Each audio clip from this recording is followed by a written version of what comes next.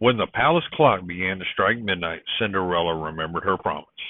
"I must go," she cried in panic, and freeing her hand from the princess, she ran through the palace and down a flight of stairs with the prince and the duke in hot pursuit. One of her tiny glass slippers fell off, but she ran and stumbled on and leapt into her waiting coach. The clock was still striking as the coach sped away from the palace. As it passed through the gates, the clock struck 12. Coach, horses, and all vanished, and in their place was a pumpkin, some mice, a dog, an old horse, and Cinderella in her ragged dress. All that remained of the magical evening was one glass slipper sparkling on her foot. The next morning, the king's son had it proclaimed throughout the land he would marry the girl who had lost her slipper at the ball the night before. He sent the Grand Duke to travel about the kingdom in search of the girls whose foot would exactly fit the glass slipper.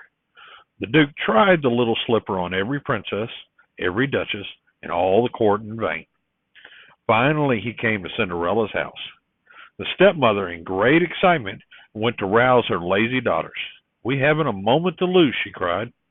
"There's a chance that one of you can become the princess bride if the glass slipper fits you." And she sent them scurrying down to the Duke with the warning, "Don't fail me."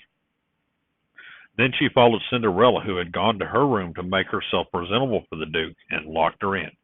No one else was to have so great a chance at such a prize. When Cinderella heard the click of the lock, she realized too late what had happened. "Please, oh please, you must let me out," she cried, rattling the doorknob. But her stepmother dropped the key in her pocket and walked away, laughing her meanest laugh. She did not know that the two little mice had followed her down the stairs, never taking their eyes off the pocket where the key rested. Meanwhile, Drizzle and Anastasia were arguing over the glass slipper, each claiming it as her own.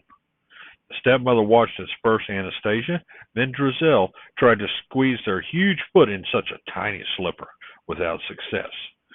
She did not notice that the two quiet mice were busy stealing the key to Cinderella's door from her pocket and carrying it away. The Grand Duke took the slipper from the unhappy stepsisters and prepared to be off with it to the next house when Cinderella called from the stairs. "Please wait, Your Grace. May I try the slipper?" The stepmother tried to block her path. "It's only Cinderella, our scullery maid," she told the Duke, but he brushed her aside. "Madam, my orders were every maiden in the land." The wicked stepmother had one more trick left. She tripped the Duke's servant, who was carrying the glass slipper, and it fell to the floor where it shattered into hundreds of thousands of pieces. "Oh, this is terrible!" cried the Duke. "What will the king say?" Cinderella reached into a pocket under her apron.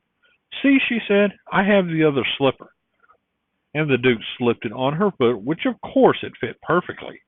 Thereupon the fairy godmother appeared and touched Cinderella with her wand, and all could see that she was indeed the unknown beauty who had captured the prince's heart at the ball.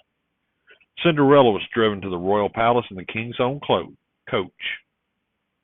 And there, amid great rejoicing and the ringing of all the bells in the kingdom, Cinderella married her prince, and they lived happily ever after.